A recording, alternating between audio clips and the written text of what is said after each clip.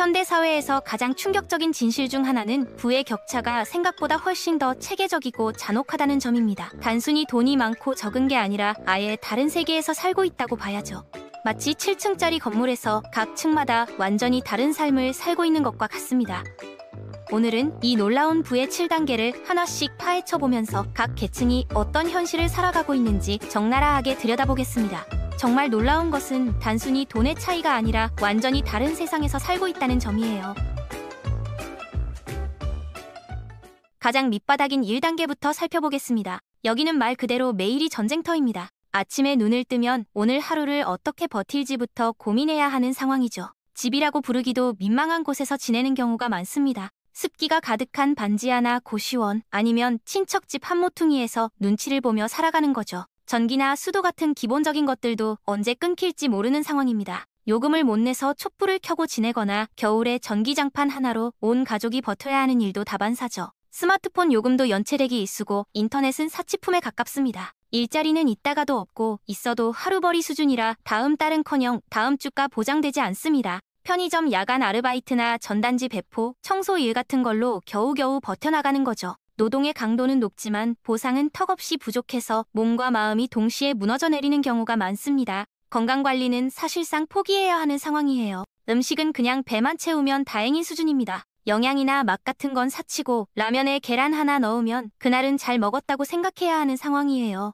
편의점에서 파는 도시락이나 김밥도 부담스럽게 느껴지는 가격대입니다. 아이들이 있다면 더욱 절망적입니다. 학용품 하나 사주기 힘들어서 아이가 학교에서 옹추러들게 되고 이런 게 대물림되는 경우가 많아요. 무료급식에 의존해야 하고 체험학습이나 수학여행 같은 것도 포기해야 하는 상황이 반복됩니다. 병원은 정말 죽을 것 같을 때만 가게 되고 치과나 안과 같은 곳은 아예 포기해야 합니다. 감기에 걸려도 약국에서 파는 종합감기약으로 버티다가 더 큰 병을 키우는 경우가 많아요. 2단계로 올라가면 조금 숨통이 트이긴 하지만 여전히 불안정합니다. 최저임금 정도의 고정된 월급을 받게 되죠. 공장이나 매장에서 일하거나 배달 일을 하면서 그래도 다음 달 계획 정도는 세울 수 있게 됩니다. 하지만 저축은 여전히 꿈 같은 얘기입니다. 들어오는 돈이 나가는 돈과 거의 비슷하거나 조금 모자라는 수준이거든요. 급여 명세서를 받을 때마다 사대보험과 세금을 떼고 나면 실제로 손에 쥐는 돈이 얼마 되지 않아서 한숨이 나와요. 집도 조금 나아집니다. 원룸이나 작은 투룸 정도는 얻을 수 있게 되죠.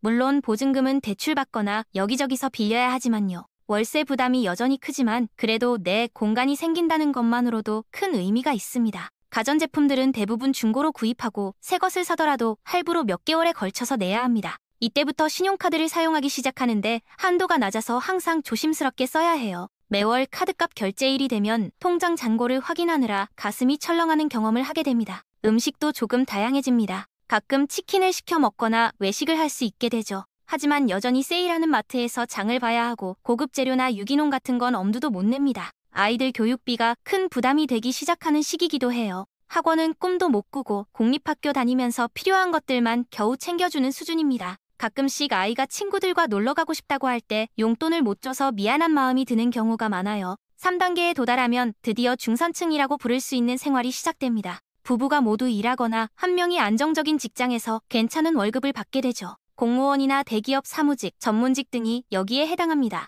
이제 가계부를 쓰면서 계획적으로 돈을 관리할 수 있게 됩니다. 매월 일정 금액을 저축할 수 있게 되고 목돈을 모아서 큰 구매를 계획할 수 있는 여유가 생깁니다. 주거 환경이 크게 개선됩니다. 아파트를 전세로 얻거나 중소형 아파트를 대출 끼고 분양받을 수 있게 되죠. 가구도 하나씩 새 것으로 바꿔가면서 집다운 집을 만들어갑니다. 인테리어에도 관심을 갖기 시작해서 소파나 침대 같은 큰 가구들을 브랜드 제품으로 구입하게 됩니다. 자동차도 소유하게 되는데 처음에는 중고차지만 그래도 내 차가 생긴다는 기쁨이 큽니다. 기름값이나 보험료, 수리비 같은 게 부담되긴 하지만 감당할 수 있는 수준이에요. 주말마다 가족과 함께 드라이브를 즐기거나 마트에 장 보러 갈 수 있는 편리함을 누리게 됩니다. 외식도 자주 하게 되고 브랜드 제품을 선택할 여유가 생깁니다. 아이들 교육에도 투자하기 시작해요. 학원 한두 개 정도는 보낼 수 있고 교육비가 전체 가계 지출에서 큰 비중을 차지하게 됩니다. 연휴 때마다 국내 여행도 다니고 가족 단위로 즐길 수 있는 문화생활도 늘어나죠. 영화관도 자주 가고 아이들과 놀이공원이나 워터파크 같은 곳도 갈 수 있게 됩니다. 이때부터 삶의 질이라는 개념을 생각할 수 있는 여유가 생기기 시작합니다. 4단계는 진짜 여유로운 삶이 시작되는 구간입니다. 이제 생존이나 기본적인 필요 충족을 넘어서서 선택의 자유가 생기거든요. 관리직이나 전문직으로 승진하거나 작은 사업을 성공시키거나 맞벌이로 두 사람 모두 괜찮은 수입을 올리게 됩니다. 월급 외에도 부수입이 조금씩 생기기 시작하는 시기이기도 해요. 주식이나 부동산 투자에 관심을 갖기 시작하고 실제로 여유 자금으로 투자를 해볼 수 있는 단계입니다. 이때부터는 아파트를 새로 분양받거나 더 좋은 지역으로 이사할 수 있게 됩니다. 신도시나 강남권, 분당 같은 곳에 30에서 40평대 아파트를 소유하게 되죠. 집 인테리어에도 신경 쓰기 시작하고 가전제품도 좋은 브랜드로 맞춰서 구입합니다. 시스템 에어컨이나 식기세척기, 건조기 같은 고급 가전도 하나씩 들여놓기 시작해요. 자동차도 새 차로 바꾸고 외제차나 고급 국산차를 고려하기 시작해요.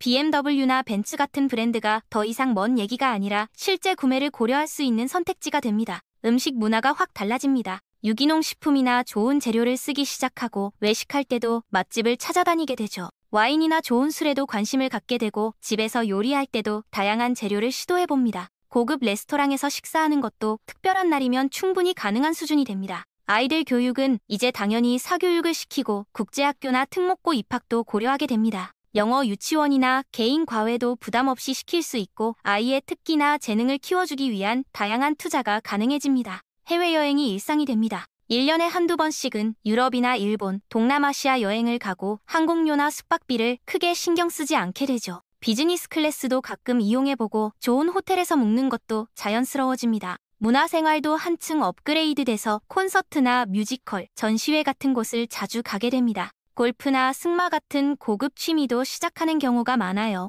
5단계부터는 정말 다른 세계가 시작됩니다. 여기서부터는 부자라고 불리는 계층이죠. 사업이 크게 성공하거나 투자로 큰 수익을 내거나 여러 개의 수입원을 만들어서 월급쟁이를 벗어나게 됩니다. 부동산 임대 수입이나 주식 배당, 사업이익 같은 것들이 주 수입원이 되는 거예요. 이때부터는 돈이 돈을 버는 구조를 완전히 이해하고 활용할 수 있게 됩니다. 이때부터 집이 단순한 거주 공간을 넘어서 지위의 상징이 됩니다. 강남 대형 아파트나 단독주택, 펜트하우스 같은 곳에 살게 되죠. 집 한 채만이 아니라 여러 채를 소유하기 시작해요. 별장이나 휴양지 부동산도 갖게 되고 인테리어는 전문 업체에 맡겨서 호텔 수준으로 꾸미게 됩니다. 가사 도우미나 관리인을 두는 것도 자연스러워지고 일상생활의 번거로운 일들을 다른 사람에게 맡기기 시작합니다. 자동차는 이제 교통수단을 넘어서 취향과 개성을 표현하는 도구가 됩니다. 벤츠, BMW, 아우디 같은 수입차는 기본이고 포르쉐나 페라리 같은 스포츠카도 고려하게 되죠. 운전기사를 두는 경우도 많아지고 상황에 따라 렌터카나 대여 서비스를 부담 없이 이용합니다. 차고에는 항상 두세 대의 차량이 준비되어 있고 용도에 따라 선택해서 사용할 수 있는 여유가 생깁니다. 음식과 라이프 스타일이 완전히 달라집니다. 이제는 가격보다 품질과 경험을 우선시하게 되죠. 미슐랭 스타 레스토랑에서 식사하는 것이 자연스럽고 좋은 와인이나 위스키 컬렉션도 만들어갑니다. 해외여행도 일반 여행사 패키지가 아니라 프리미엄 여행이나 개인 맞춤형 여행을 선호하게 돼요. 개인 요트나 전용기를 렌트해서 이용하는 것도 가능한 수준이 됩니다. 6단계는 수백억 원 단위의 자산을 가진 진짜 부유층입니다. 여러 개의 사업을 동시에 운영하거나 대형 투자 포트폴리오를 관리하거나 상장 회사의 대주주가 되는 경우가 많아요. 이때부터는 돈 자체보다 시간과 자유가 더 중요해집니다. 일을 안 해도 충분한 수입이 들어오는 구조를 만들어놨거든요. 전문적인 자산관리팀이나 비서팀이 일상을 관리해주고 본인은 더 큰 그림을 그리는 데 집중할 수 있게 됩니다. 주거 환경도 완전히 다른 차원입니다. 서울 핵심 지역의 초고급 아파트나 대형 단독주택을 소유하고 해외에도 별장이나 부동산을 갖고 있어요.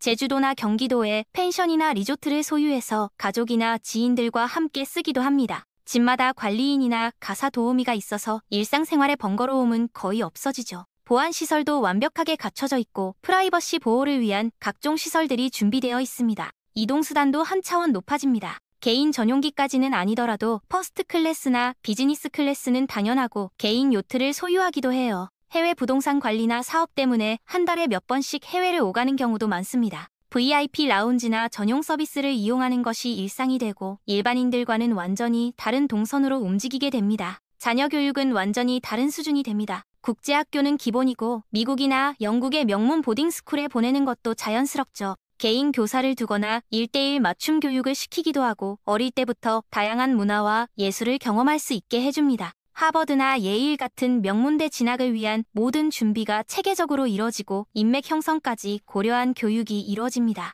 마지막 7단계는 정말 상상을 초월하는 수준입니다. 수천억 원, 수조 원 단위의 자산을 가진 사람들이죠. 이런 사람들은 단순히 부자를 넘어서 사회와 경제에 직접적인 영향을 미치는 존재가 됩니다. 대기업의 총수나 창업자, 글로벌 투자자, 부동산 재벌 같은 사람들이 여기에 해당해요. 이들은 개인적인 소비를 넘어서 전체 경제 생태계에 영향을 미치는 결정들을 내리게 됩니다. 이들의 삶은 일반인이 상상하기 어려운 수준입니다. 전 세계 여러 나라에 거주지를 두고 필요에 따라 이동하면서 생활하죠. 개인 전용기나 대형 요트는 기본이고 때로는 작은 섬 하나를 통째로 소유하기도 합니다. 수백 명의 직원들이 이들의 일상과 사업을 관리하고 있어요. 전용 의료진이나 영양사, 트레이너 같은 전문가들이 24시간 대기하고 있는 경우도 많습니다. 이 정도 수준이 되면 돈은 더 이상 개인적인 소비를 위한 수단이 아닙니다. 사회적 영향력을 행사하고 다음 세대에 물려줄 유산을 만들고 역사에 자신의 이름을 남기는 도구가 되죠. 재단을 만들어서 사회 공헌 활동을 하거나 정치나 사회 이슈에 영향을 미치는 경우도 많습니다. 때로는 대학교를 설립하거나 병원을 세우는 등 사회 인프라 자체를 만들어내기도 합니다. 놀라운 것은 이 7단계가 단순히 돈의 양으로만 나뉘는 게 아니라는 점입니다. 각 단계마다 완전히 다른 삶의 방식, 가치관, 인간관계, 그리고 세상을 보는 시각을 갖고 있어요. 마치 같은 나라에 살면서도 전혀 다른 나라에서 사는 것처럼 말이죠. 더 흥미로운 것은 각 계층 간의 이동이 점점 어려워지고 있다는 현실입니다. 과연 우리는 어느 단계에 있고 또 어느 단계를 목표로 살아가고 있을까요?